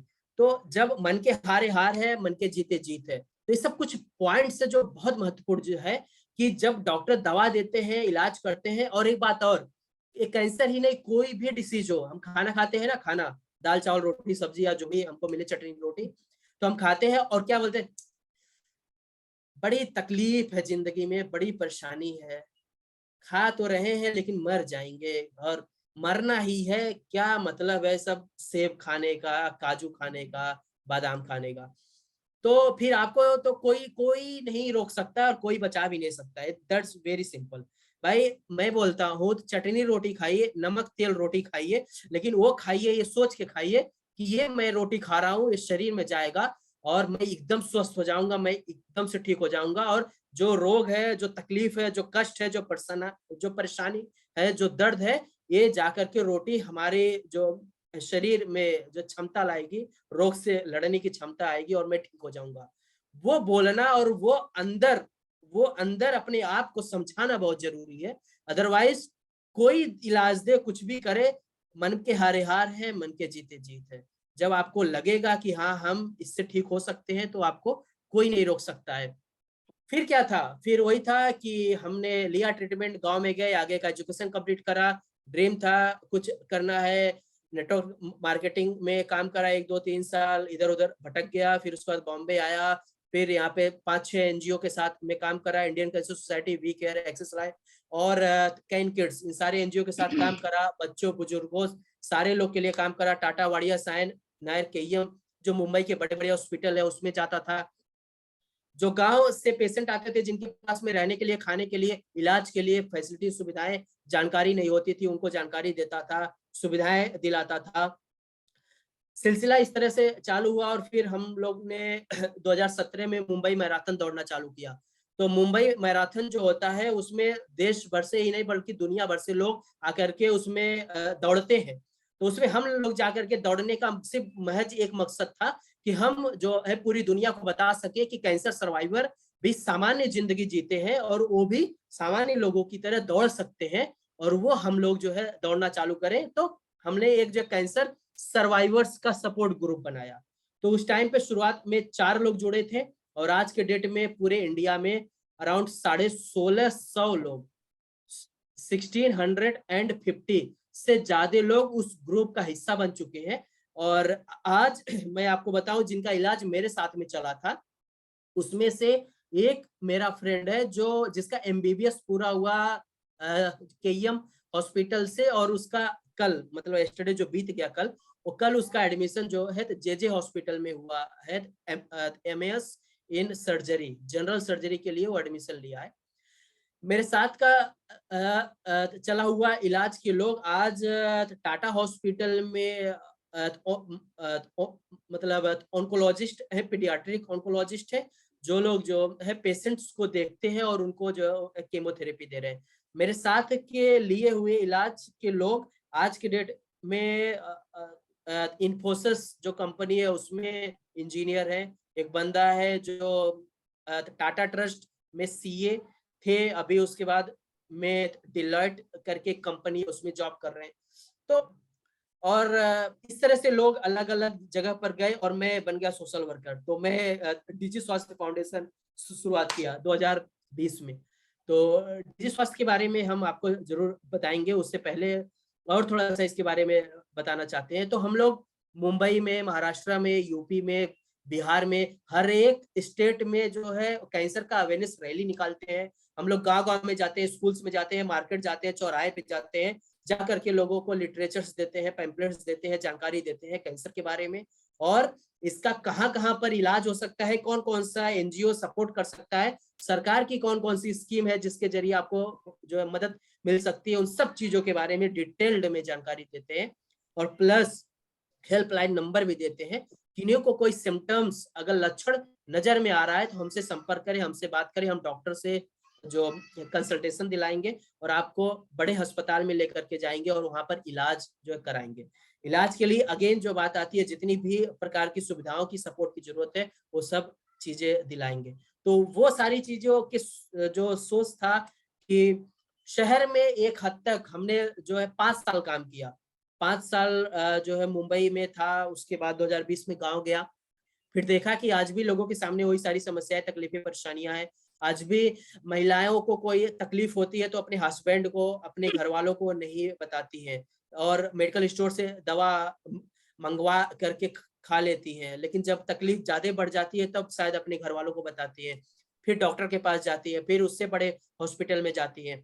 तो जो स्थिति मेरे सामने 2007 में थी वो आज भी 2020 में जब मैं गांव पे था तो तभी भी वही स्थिति थी और कहीं ना कहीं 2022 में भी है। तो हमने उस टाइम पे उन डॉक्टर लोग के साथ बात करा कि अभी क्या कुछ कर सकते हैं, इन लोग का किस तरह से सपोर्ट दे सकते हैं, कर सकते हैं। तो कुछ डॉक्टर उस टाइम 1-2 डॉक्टर साथ में जुड़े। एक हम लोग ने अपने गांव के बगल में टेलीमेडिसिन सेंटर चालू करा, बाद में उसका नाम डिजी स्वास्थ्य फाउंडेशन बना। डॉक्टर पल्लवी रॉय, संतोष मंदाकिनी, ये सारे लोग जुड़े और धीरे धीरे बाकी जो है डॉक्टर्स लोग जुड़ते चले गए। Advisory board, donor, supporter organisations, ये सब जुड़ते चले गए धीरे धीरे धीरे धीरे। और फिर उसके बाद हम लोग एक सेंटर से बना दिए 5 सेंटर, 2 यूपी में है, 1 सेंटर बिहार में है, 2 महाराष्ट्र में है और टोटल 130 डॉक्टर ऑन बोर्ड है अपने पास में, जिसमें से डॉक्टर लीना मैम जो दुबई में है अभी इतने समय, वो इंडिया से ही है लेकिन अभी दुबई में रहते हैं। और मैम का बहुत बहुत बहुत बड़ा योगदान और सपोर्ट सहयोग है, जो डेली वो जो है 6 घंटे 8 घंटे 6 से 8 घंटे पेशेंट्स को डेली देखती हैं और इतना बड़ा सहयोग है मैम को। Thank you so very much इस कॉल के माध्यम से। तो इस तरह से चीजें हम लोग अब तक टोटल 15,912 जो पेशेंट्स को लास्ट मंथ तक जो कंसल्टेशन दिला पाए, अराउंड 450 हेल्थ कैंप लगा चुके और पूरे हिंदुस्तान के साथ साथ में हम लोग विदेश में भी जा करके डिजी स्वास्थ्य के बारे में बता करके आए। तो ये सब कुछ उपलब्धियां हैं जो डिजी स्वास्थ्य का है वो रखना चाह रहे थे। अगेन अब कोई आपको सवाल अगर है जो मेरे से पूछना है, बेझिझक आप बिल्कुल पूछ सकते हैं। किसी भी तरीके से आपके मन में कोई भी सवाल है, विचार है, सजेशन है, फीडबैक है, कुछ भी है वो दे सकते हैं। मैं एक बात ऐड करना चाहूंगी कि सबसे ज्यादा अच्छी बात डिजी स्वास्थ्य फाउंडेशन के बारे में मुझे ये लगती है, क्योंकि मैं एक छोटे गांव से आई हूँ और जब मैं या मेरे पिताजी जब कैंसर पेशेंट डिटेक्ट करते थे और उनको बोलते थे कि आप मुंबई जाना पड़ेगा, तो वो बंदा पहले सोचता था कि मेरा रिलेटिव वगैरह कोई नहीं है मुंबई में, मैं कैसे जाऊं कैसे। आज की तारीख में मैं डिजी स्वास्थ्य को आंख बंद करके एक कॉल पे बता सकती हूँ कि ये मेरा पेशेंट है और डिजी स्वास्थ्य उसको बिल्कुल टाटा कैंसर रिसर्च सेंटर के यहाँ जाके प्रॉपर वो जो डॉक्टर्स है वहां पे पहुंचा सकता है। ये बड़ी उपलब्धि है। ये काम मुझे लगता है इंडिया में पहली बार ऐसा हो रहा है, नहीं तो पेशेंट को बहुत स्ट्रगल करना पड़ता है। छोटे गांव के मीन्स लोगों को मुंबई में जाके सारी चीजों के बारे में पता करना या उसमें ही 2-3 महीने निकल जाते हैं। तो ये काम डिजी स्वास्थ्य आपके लिए बिल्कुल इजी कर रहा है, तो ये बहुत ही ज्यादा इंस्पिरेशनल है मेरे लिए। Thank you so very much ma'am. और हम लोग का एक ध्येय है, एक सोच है कि अपन जो है आगे बढ़ करके और भी ज्यादा से ज्यादा जो है जगहों पर जो रीच आउट कर पाए, पहुंच पाए और लोगों को सपोर्ट दिला पाए। अभी टीम बहुत छोटी है और बहुत जो इनिशियल फेज में हम लोग हैं, बट स्टिल हम लोग पूरी जी जान से लगे हुए हैं, दिन रात एक करके लगे हुए हैं और पूरे तरीके से लगे हुए हैं कि और कितना ज्यादा से ज्यादा लोग को अपने साथ में जोड़ सके और हम ज्यादा से ज्यादा लोग को सपोर्ट दिला पाए। और ये अगेन एक पूरा जो है टीम का योगदान है। मैं तो सिर्फ एक कहीं ना कहीं फेस हूँ जो हर जगह जाकर के बोलता रहता हूँ, बट जो काम करने वाला एक्चुअल तो ऑन ग्राउंड टीम है जो जा करके धूप में, ठंड में, बारिश में हेल्थ कैंप लगाते हैं लोग, जा करके लोगों को घर घर समझाते हैं लोग, जा करके जो है उनका बीपी चेक करते हैं, बाकी जानकारी लेके डॉक्टर तक जोड़ते हैं, डॉक्टर की बात सुन करके उनको भोजपुरी, हिंदी, मराठी जो भी लैंग्वेज है उसमें उनको समझाते हैं, उनको फॉलोअप के लिए मोटिवेट करते हैं। और डॉक्टर्स लोग जो पूरी डेडिकेशन के साथ में लगे होते हैं, पेशेंट के जितने सवाल है सब सवाल का जवाब देते हैं, अच्छे समझाते हैं। टेलीमेडिसिन एक अगेन बहुत कठिन चीज है कि मतलब दूर डॉक्टर बैठ करके डायग्नोसिस को समझ करके दवा देता है और उसको भी कहीं ना कहीं सफलतम रूप तक लेकर के जा रहे हैं। तो अगेन एक पूरा एक टीम का बहुत बड़ा जो है एक आपस में जो वर्क है वो चीज है। डीपीआर डॉक्टर पल्लवी रॉय का जो है बहुत बड़ा योगदान है कि हमेशा लगी रहती है टीम के साथ में उनको सिखाने को, बताने को। So thank you so very much Vishal ji, आपने अवसर दिया, हमें बहुत बहुत बहुत अच्छा लगा अपने बारे में यहाँ पर जो शेयर करके। और thank you so very much doctor Leena ma'am, once again thank you. Welcome. पुनः आपका बहुत बहुत धन्यवाद सर, आपने बहुत अच्छे हमारा मतलब सहायता की कि आपने अपना अनुभव हमसे साझा किया, जो कि हमारे लिए, जैसे कि हमारे टीम मेंबर मकसूद भाई ने लिखा है, काफी ज्यादा मोटिवेटिंग है। और हमें सीखने को मिलता है आपसे, आप प्रेरक हैं हमारे, आपसे हम प्रेरणा लेते हैं। बहुत बहुत धन्यवाद अपने कीमती समय में से हमें अपना समय देने के लिए। पुनः मैम शुक्रिया आपका भी सर, बहुत थैंक बहुत यू। धन्यवाद कि आपने हमें इतना वेलकम। लंबा समय दिया है। मैं देख पा रहा हूँ कि शुक्रिया, शुक्रिया। आपको यहाँ पे 1.5 घंटा हो चुका है और आप जुड़े हुए हैं। No problem. मैं थोड़ा सा आप लोगों से एक निवेदन और करूंगा, क्योंकि जी अभी बार बार हमारे दयाल जी हैं जो जी हैंड जी रेज कर रहे हैं, शायद उनके मन में कोई सवाल या जिज्ञासा है। जी दयाल जी, आप क्या जानना चाहते हैं, बताएं। सबसे पहले thanks a lot Sandeep ji का मैं बोलूंगा। बहुत अच्छा एक्सपीरियंस बताया, क्योंकि पेशेंट से ज्यादा जो अटेंडेंट होते हैं उनको स्ट्रांग होना पड़ेगा। क्योंकि पेशेंट तो फाइट कर ही रहा है जो भी डिजीज है उससे, पर अटेंडेंट को भी सपोर्ट करना पड़ेगा जिससे कि वो जल्दी रिकवर हो जाए। पर जैसे अभी मैम ने बोला था ये जेनेटिक भी हो सकता है कैंसर। जी तो जैसे कि मैं बिलोंग करता हूँ डिस्ट्रिक्ट गाजीपुर यूपी से, जो वाराणसी के नियर है। तो अब मेरे दादा परदादा की डेथ हुई थी, उसमें मैं था नहीं। तो कुछ लोग कहते हैं कि टीबी से हुआ था, कुछ कैसे हुआ था। तो वो डिजीज पता नहीं चल पाई कि वो किस वजह से उनकी डेथ हुई थी। ब्लड, मुंह से ब्लड निकलना, तो मे भी हो सकता है कि वो, आई थिंक वो कैंसर ही हो या कुछ और प्रॉब्लम हो। तो क्या कोई एक ऐसा टेस्ट है मैम, जैसे हम फुल बॉडी चेकअप कराते हैं जिसमें हमें सारी चीजों का पता चल जाता है, फैटी लीवर है या आपका थायराइड्स है, कार्डियोलॉजिस्ट से रिलेटेड है, टर्मोलॉजिस्ट जी, से उसके रिलेटेड है? लिए हाँ, कैंसर के लिए ना आपका डीएनए टेस्ट, वो हालांकि इंडिया में बहुत महंगा है इस समय। यूजुअली थोड़े से जो लोग बिल्कुल भी प्रोन हैं या घर में 4-5 लगातार लाइन से लोगों को कैंसर हो गया, तो वो उनको हम लोग अब एडवाइस कर सकते हैं। वो डीएनए टेस्ट होता है, वहाँ उनमें पता चलता है कि हाँ, आपके डीएनए में कैंसर के वो है, जीन्स है। तो उसमें क्या करते हैं, जैसे देखिए आप न्यूज पढ़ते हैं या जो भी है, एक हॉलीवुड एक्ट्रेस है एंजेलिना जोली, तो उनको उनके फैमिली में ब्रेस्ट कैंसर की हिस्ट्री थी, तो उन्होंने अपने दोनों ब्रेस्ट निकाल दिए ताकि उनको आगे जाके ब्रेस्ट कैंसर नहीं हो जाए। लेकिन इतना अवेयरनेस इंडिया में है नहीं। अच्छा, उसके लिए थोड़ा सा फाइनेंशियली भी सपोर्ट चाहिए होता है। उनके यहाँ प्लास्टिक सर्जरी है, सब है।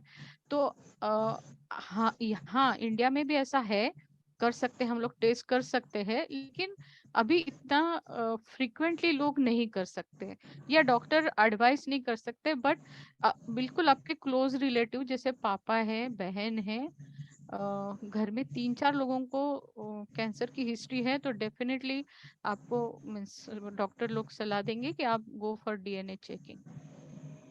नमस्ते मैम, इब्राहिम खान बोल रहे हैं। एक्चुअली मैम के साथ में दोस्त एक मिनट दयाल जी का जो सवाल था उसमें मैम के साथ में 1-2 पॉइंट और जोड़ना चाहता हूँ। तो इंडिया में भी दोस्त एक मिनट इंडिया में भी तो जीन जो मैम बोल रही थी, तो डीएनए टेस्ट, तो जीन जो होता है उसका जांच का टेस्ट का चुका है और उसका जो खर्चा है अराउंड 40,000 रुपए के आसपास में है। कंसेशन रेट बता रहा हूँ। कुछ लोग हमको रीच आउट करे थे और इसके बारे में हमको बता रहे थे, हाल ही में कॉन्फ्रेंस में गए थे। नंबर 2, जो मोस्ट इंपॉर्टेंट चीज है आपको मैं जो है बता देना चाहता हूँ, WHO का, वर्ल्ड हेल्थ ऑर्गेनाइजेशन का जो डेटा है 2030 तक, बाई 2030 हर 4 लोग में से एक को कैंसर रहेगा, ऐसा उनका डेटा आया है। तो अब जब हर 4 लोग में से एक को कैंसर होगा का मतलब ये है कि हर फैमिली में कैंसर रहेगा। तो उस टाइम तक इसका जो ट्रीटमेंट है वो भी उस तरह से निकल जाएगा। मे बी ऐसा कुछ है कि जैसे एक टाइम पे पोलियो होता था तो उसका टीकाकरण चालू हो गया, अभी तो एकदम खत्म हो गया। तो रिसर्च की टीम जो है वो भी उतना ही रफ्तार से काम कर रही है जितना रफ्तार से डिसीज जो है फैल रही है। दूसरा बात, 2007 में जब भी मेरा ट्रीटमेंट चला था उस टाइम पे इलाज देने की प्रक्रिया अलग थी, लेकिन आज 2022 में इलाज देने की जो प्रक्रिया है वो बिल्कुल अलग है और वो उसके साइड इफेक्ट बहुत कम या ना के बराबर है। तीसरी चीज एक बोलना चाहूंगा कि आपके शरीर में कोई भी बदलाव नजर आ रहा है 1 सप्ताह से ज्यादा समय तक है, तो विदाउट डिले आप डॉक्टर के पास जाइए। इससे सरल उपाय कुछ नहीं है। 1 सप्ताह से ज्यादा समय तक कोई भी शरीर में बदलाव है वो देखने को मिल रही है, चाहे वेट इंक्रीज हो रहा है, वेट लॉस हो रहा है, गांठ है, ब्लीडिंग हो रहा है, उल्टी आ रहा है, कुछ भी हो रहा है XYZ, प्लीज प्लीज प्लीज किसी भी जो पास के अच्छे डॉक्टर हैं उनके पास जाइए और डॉक्टर को दिखाइए, अपनी समस्या बताइए, क्योंकि वो बहुत मोस्ट इम्पोर्टेंट है। और नहाते धुलते वक्त शरीर जो हाथ पूरे शरीर में जाता है, समझ में आता है किधर कुछ दाना निकल रहा है, गांठ आ रहा है, कुछ बदलाव है हमारे में भी और सबके भी में भी, तो वो उस चीज को नोटिस करिए। मैम ये पॉइंट हमको ऐड करना था। Thank you. और हेलो किसी को कुछ पूछना है? यस जी। मैम। इब्राहिम जी, हाँ जी जी पूछिए। मैम जैसे कि मेरी सिस्टर है जी तो 3 साल से में फीवर है, जी। हर दवा हर जांच हो गया लेकिन पता नहीं चल रहा है, फिर फीवर भी नहीं उनको छोड़ रहा है। तो देखिए इस मामले में ना आपको बड़े अस्पताल में जाना पड़ेगा। फीवर है तो फीवर का रीजन इसके लिए CT स्कैन है, MRI है कि बॉडी में क्या चीज है, उसके वजह से कई सारे मीन्स एज अ डॉक्टर मेरे पास उसके रीजंस कई सारे हैं जो मैं मीन्स बताने लगूंगी तो बहुत ज्यादा टाइम निकल जाएगा। तो फीवर है आपने जी जी आप सही कह रहे हैं, लेकिन उसके आगे की जो जांच होती है जैसे बड़े अस्पताल में होती है, ठीक है, जो ब्लड आप जैसे जिला अस्पताल में देखिए ब्लड CBC HB CBC के ऊपर नहीं जा सकता, लेकिन उसमें भी जैसे बोन मैरो, जैसे जो क्या बोलते हैं, बोन मैरो को क्या बोलते हैं हिंदी में, बोन मैरो टेस्ट करना पड़ेगा उनको कि क्या एग्जैक्टली क्यों बुखार आ रहा है। अगर बोन मैरो टेस्ट करेंगे जो हड्डी में सुई डाल के ना वो निकाल के वो पता मीन्स कई सारी जांचें हैं, वो आपको जाके मीन्स एम्स में है आपके जैसे पास में जो भी शहर बड़ा शहर है वहां जाके उनको दिखाना पड़ेगा सारे रिपोर्ट्स, या पहले हमें कांटेक्ट कीजिए, सारे रिपोर्ट्स मुझे दिखा दीजिए तो मैं आपको गाइड कर सकती हूँ, हमारा फाउंडेशन आपको गाइड कर सकता है कि कहाँ एग्जैक्टली जाना है। अगर 3 साल बुखार है तो डेफिनेटली कुछ ना कुछ बॉडी के अंदर है जिससे वो बॉडी आपको इशारा दे रही है कि ये है मीन्स कुछ सीरियस प्रॉब्लम है, या TB ट्यूबरकुलोसिस जो भी आपने एक्सरे निकाला होगा, या लंग्स में कुछ प्रॉब्लम हो सकता है। लेकिन हाँ फीवर आने का मतलब है कि something is wrong with the body और ब्लड। जी मैम। मैम जैसे कि मैं जिला गोरखपुर के ही है जी, तो हम कैसे संपर्क करें आप बताइए। मैं एक बार नंबर बोल देता हूँ, जी एक नंबर लिख लीजिए आप सभी लोग। मैम ये हेलो। हमारा हेल्पलाइन नंबर है। जी जी मैम जैसे एक कि बार सभी फीवर हल्का हो जाता है, हल्का बराबर रहता है हल्का। जी सर बात कर रहे हैं उनसे, आप बात सुनिए, नंबर दे रहे हैं वो। जी मैम। इब्राहिम जी आपको सबसे पहले तो आप मुझे बता दीजिए, मैं आपके पास कॉल ही करवा दूंगा। आपको कौन से सर ने जोड़ा है? क्या आसिफ सर? आकिब सर ने। जी सर। आकिब जी कल प्लीज इब्राहिम जी के पास कॉल करके इनकी डिटेल मंगवा लीजिए। आकिब जी एक बार मुझे एक्नॉलेज कर दीजिए इसको। Sure sure sir sure. ठीक है इब्राहिम जी, कल आकिब सर आपसे बात कर लेंगे और आपकी जो भी रिपोर्ट्स हैं वो आप आकिब सर के साथ व्हाट्सएप पे शेयर कर दीजिए। एंड जो कंसल्टेशन होगा मैम से डायरेक्ट बात करने के लिए हम लोग टाइम ले लेंगे और आपकी डायरेक्ट बात करवा देंगे। और जो भी रिपोर्ट्स हैं आप उन्हें व्हाट्सएप पे भेज दीजिए। ऐसे क्योंकि शायद ऑन कॉल हम उस प्रकार से आपको नहीं बता पा रहे और वो प्रोसेस भी नहीं है, पूरे प्रोसेस चलते हैं। एक नंबर आप सभी लोग लिख लीजिए 9871 सर व्हाट्सएप कर दीजिए ना इसी पर सभी के पास। ठीक है टीम लीडर्स प्लीज सभी के पास अपना हेल्पलाइन नंबर और मेरा नंबर व्हाट्सएप कर दीजिए, जिससे कि किसी को भी कोई भी समस्या हो वो डायरेक्ट उस पर कॉल करके अपनी समस्या बता सकते हैं। और मंदाकिनी मैम से हम लोग कंसल्टेशन टाइम ले लेंगे और वो जो भी डॉक्टर के लिए अलाइन करना होगा अलाइन करके वो हमसे बात करवा देंगे। मैं एक बार फिर से रिपीट कर रहा हूँ, प्लीज सभी टीम लीडर्स अपने सभी ग्रुप्स में हेल्पलाइन नंबर और मेरा नंबर ये कह के आप रिपीट कर दीजिए कि स्वास्थ्य संबंधित किसी भी सहायता के लिए आप इस पर संपर्क कर सकते हैं। ठीक है, अभी के लिए मैं इस सत्र को अब समापन की ओर लेके जा रहा हूँ। मैं एक बार पुनः धन्यवाद करता हूँ लीना मैम आपका, संदीप जी आपका, पूरी डिजी स्वास्थ्य टीम का, कि आप लोगों ने बहुत कीमती समय हमें दिया, और सारे अपनी टीम मेंबर्स का जिन्होंने इस सत्र में ये सभी लोग जोड़े, जिन्होंने आज बहुत अच्छी अच्छी जानकारी हमसे ली। आज के लिए इतना ही है, आगे फिर से कभी आप लोगों को जोड़ा जाएगा नई जानकारी के लिए। तब तक के लिए हम इस सत्र को यहीं पर समाप्त करते हैं, फिर मिलेंगे। नमस्कार, धन्यवाद। Thank you sir. धन्यवाद सर। शुक्रिया जी।